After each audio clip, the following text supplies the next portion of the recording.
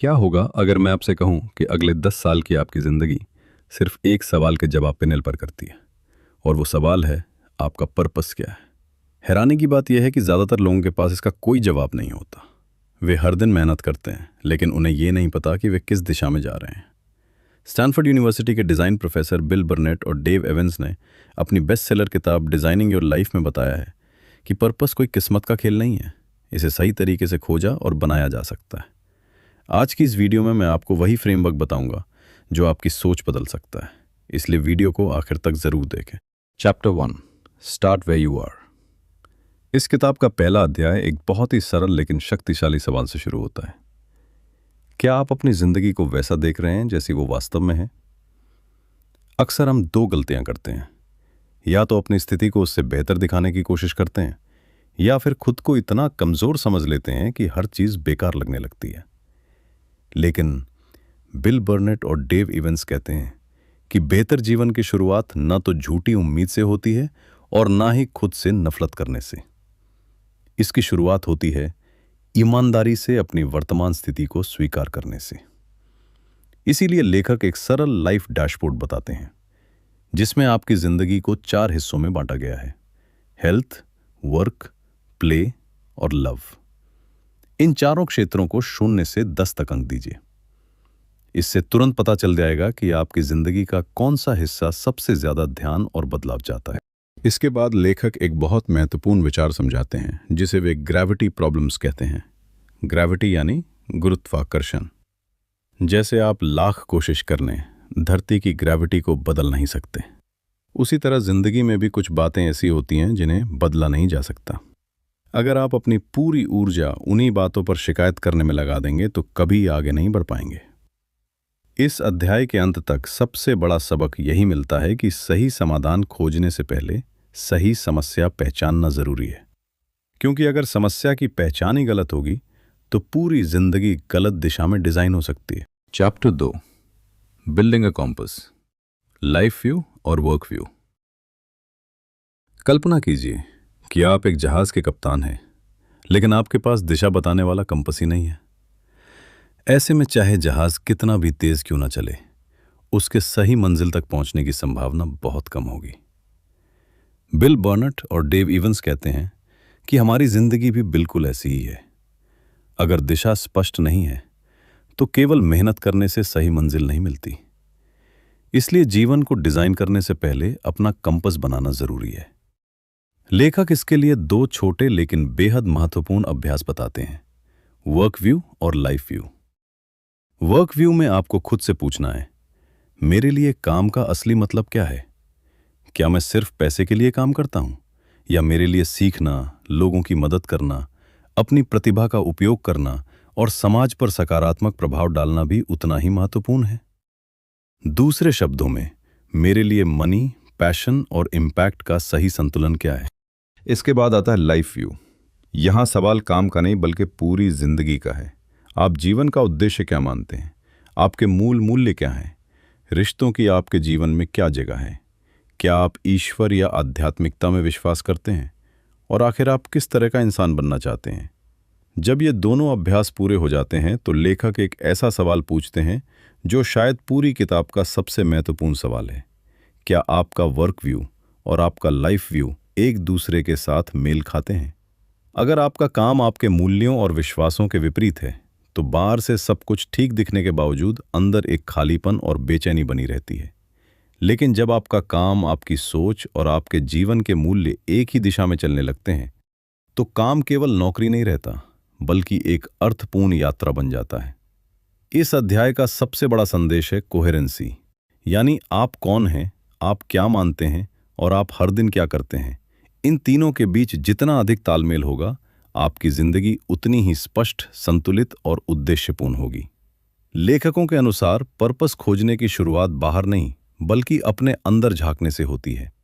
जब आपका आंतरिक कंपास सही दिशा दिखाने लगता है तभी आप सही फैसले लेना शुरू करते हैं। चैप्टर 3, वे फाइंडिंग। क्या आपने कभी सोचा है कि पुराने समय में लोग बिना जीपीएस के घने जंगलों या विशाल समुद्र में अपनी मंजिल तक कैसे पहुंच जाते थे? बिल बर्नेट और डेव इवेंस बताते हैं कि वे पूरा रास्ता पहले से नहीं जानते थे। वे बस अपने आसपास के छोटे छोटे संकेतों को देखते थे और हर बार अगला सही कदम उठाते थे। इसी प्रक्रिया को वे फाइंडिंग कहा जाता है। लेखकों का कहना है कि जिंदगी भी बिल्कुल ऐसी ही है। हम में से ज्यादातर लोग पहले पूरी 20 साल की योजना बनाना चाहते हैं, लेकिन सच्चाई यह है कि जीवन का रास्ता बैठकर सोचने से नहीं बल्कि चलते चलते दिखाई देता है। आपको बस अगला सही कदम उठाना है। इसीलिए लेखक एक बेहद प्रभावशाली अभ्यास बताते हैं, गुड टाइम जर्नल। हर दिन या हर सप्ताह सिर्फ 2 बातें लिखिए। पहली, कौन सा काम करते समय आपको सबसे ज्यादा ऊर्जा, उत्साह और फ्लो महसूस हुआ। दूसरी, कौन सा काम आपको थका देता है, बोर कर देता है या आपकी ऊर्जा छीन लेता है। कुछ ही हफ्तों में आपको एक दिलचस्प पैटर्न दिखाई देने लगेगा। शायद आपको लोगों के साथ काम करना पसंद हो, शायद अकेले बैठकर लिखना या क्रिएट करना आपको सबसे ज्यादा खुशी देता हो सकता है आपको पढ़ाना, समस्याएं सुलझाना या नए आइडिया बनाना पसंद हो। यही पैटर्न आपकी असली दिशा की ओर इशारा करता है। लेखकों के अनुसार पर्पस दिमाग में बैठकर घंटों सोचने से नहीं मिलता, बल्कि अनुभवों को जीने और उन्हें ध्यान से देखने से मिलता है। इस अध्याय का सबसे बड़ा संदेश है, अपनी एनर्जी को अपना कंपस बनाइए। जब कोई काम आपको बार बार उत्साहित करे, समय का एहसास भुला दे और उसे करने के बाद भी आप तरोताजा महसूस करें, तो समझिए कि जिंदगी आपको उसी दिशा में आगे बढ़ने का संकेत दे रही है। कभी कभी मंजिल पहले दिखाई नहीं देती, लेकिन अगला सही कदम हमेशा दिखाई देता है, और वही छोटा कदम समय के साथ आपको आपके पर्पस तक पहुंचा देता है। Chapter 4, getting unstuck, reframing. क्या आपको कभी ऐसा लगा है कि मेरी जिंदगी कहीं अटक गई है, मुझे समझ नहीं आ रहा कि आगे क्या करूं, या शायद मेरे लिए अब बहुत देर हो चुकी है? अगर हां, तो बिल बर्नेट और डेव एवंस कहते हैं कि समस्या आपकी जिंदगी में नहीं है, समस्या उस नजरिए में है जिससे आप अपनी जिंदगी को देख रहे हैं। इसीलिए इस अध्याय में लेखक एक बेहद शक्तिशाली तकनीक सिखाते हैं जिसे रीफ्रेमिंग कहा जाता है। रीफ्रेमिंग का मतलब है एक ही समस्या को नए नजरिए से देखना। उदाहरण के लिए, अगर आप सोचते हैं मुझे अपना एक परफेक्ट पैशन ढूंढना है, तो यह सोच आपको दबाव में डाल देती है। लेकिन अगर आप इसे बदल कर कहें, मैं अलग अलग एक्सपेरिमेंट्स करके जान सकता हूं कि मुझे क्या पसंद है, तो वही समस्या अचानक हल्की और आसान लगने लगती है। इसके बाद लेखक उन डिसफंक्शनल बिलीफ्स के बारे में बात करते हैं जो हमें बिना वजह रोक कर रखते हैं। जैसे, अगर मेरी उम्र 30 या 40 साल से ज्यादा हो गई है, तो अब बहुत देर हो चुकी है। हर इंसान के लिए सिर्फ एक ही परफेक्ट करियर होता है। अगर मुझे डाउट हो रहा है, तो इसका मतलब मैं गलत फैसला ले रहा हूं। लेखक बताते हैं कि ये सच्चाइयां नहीं हैं, बल्कि सीमित करने वाली मान्यताएं हैं, और जब तक आप इन पर विश्वास करते रहेंगे, तब तक आप आगे बढ़ने से डरते रहेंगे। अपनी जिंदगी को प्रॉब्लम नहीं, बल्कि एक डिजाइन चैलेंज की तरह देखिए। जब कोई डिजाइनर किसी चुनौती का सामना करता है, तो वो हार नहीं मानता, वो नए तरीके आजमाता है, गलतियों से सीखता है और बेहतर समाधान खोजता है। ठीक वैसे ही जब आप अपनी सोच को रीफ्रेम करना सीख जाते हैं, तो हर रुकावट एक नए अवसर में बदलने लगती है। याद रखिए, आपकी जिंदगी तब नहीं बदलती जब परिस्थितियां बदलती हैं, आपकी जिंदगी तब बदलती है जब आप अपनी सोच बदलते हैं, और यही रीफ्रेमिंग की असली ताकत है। Chapter 5, design your lives, Odyssey plans. क्या आपने कभी सोचा है कि अगर आपकी आज की जिंदगी पूरी तरह बदल जाए, तो आप क्या करेंगे? ज्यादातर लोग इस सवाल से डर जाते हैं, क्योंकि उन्हें लगता है कि जिंदगी के लिए सिर्फ एक ही सही रास्ता होता है। लेकिन बिल बर्नेट और डेव एवंस इस सोच को पूरी तरह बदल देते हैं। लेखकों के अनुसार आपके लिए सिर्फ एक भविष्य नहीं लिखा है, आपके सामने कई संभावित जिंदगियां हो सकती हैं। सवाल यह नहीं है कि कौन सी जिंदगी सही है, सवाल यह है कि आप किस जिंदगी को डिजाइन करना चाहते हैं।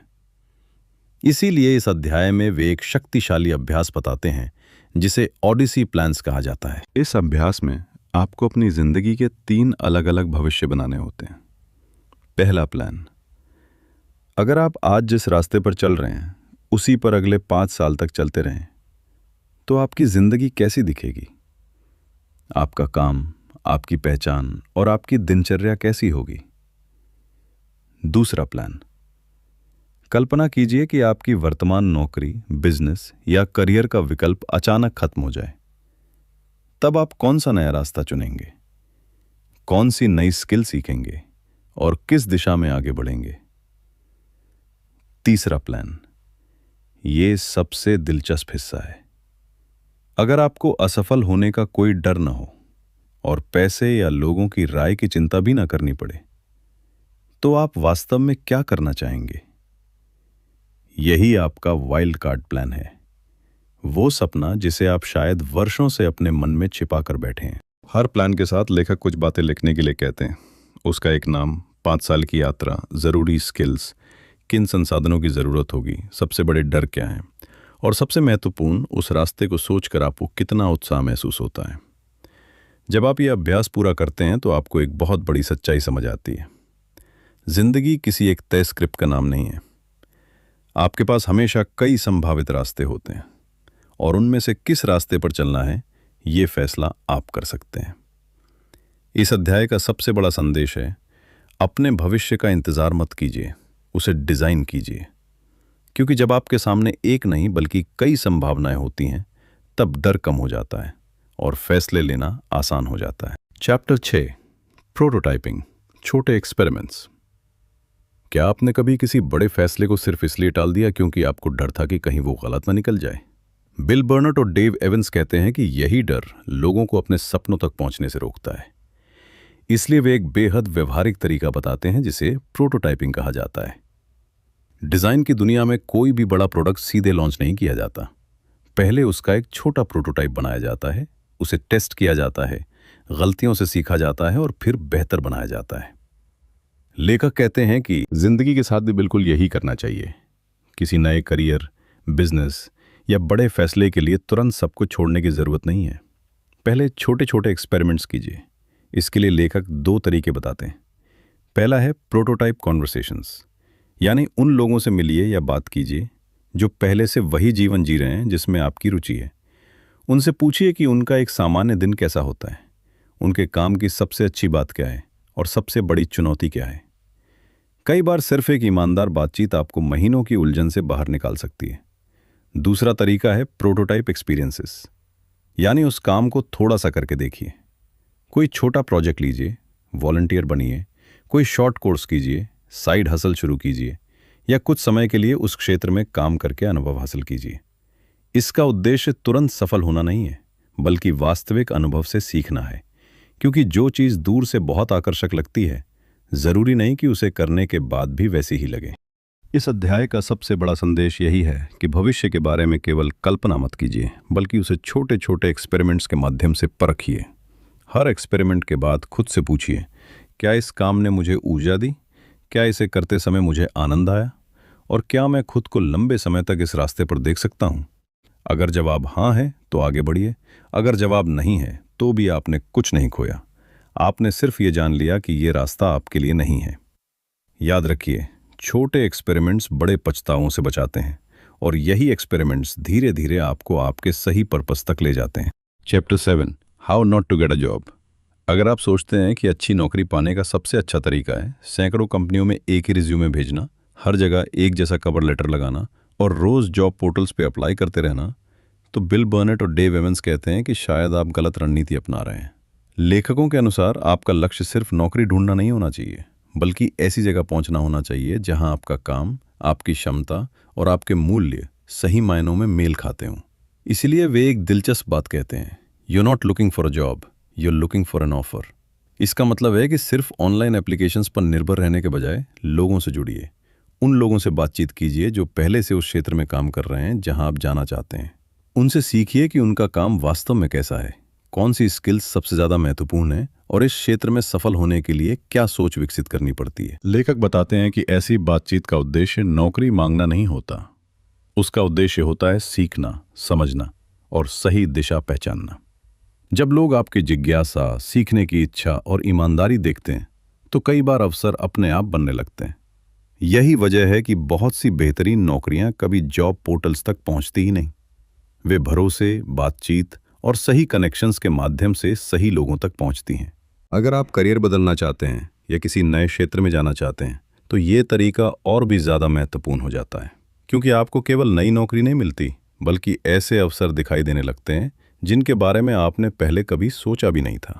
Chapter 8, designing your dream job. दम में से ज़्यादातर लोग ये मानते हैं कि ड्रीम जॉब कहीं बाहर हमारा इंतज़ार कर रही है।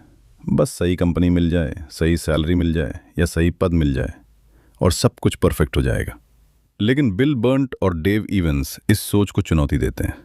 लेखकों का कहना है कि हर ड्रीम जॉब पहले से बनी हुई नहीं मिलती। कई बार आपको अपनी मौजूदा नौकरी को ही धीरे धीरे इस तरह बदलना पड़ता है कि वो आपकी रुचियों, क्षमताओं और मूल्यों के अधिक करीब आ जाए। इसी विचार को वे जॉब क्राफ्टिंग कहते हैं। सबसे पहले अपने वर्तमान काम को ध्यान से देखिए। खुद से पूछिए, कौन से काम मुझे उत्साहित करते हैं? किन जिम्मेदारियों को निभाते समय समय का पता ही नहीं चलता?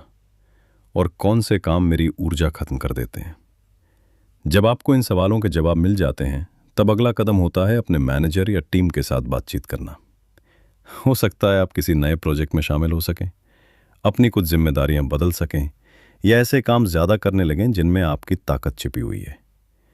यही है जॉब क्राफ्टिंग।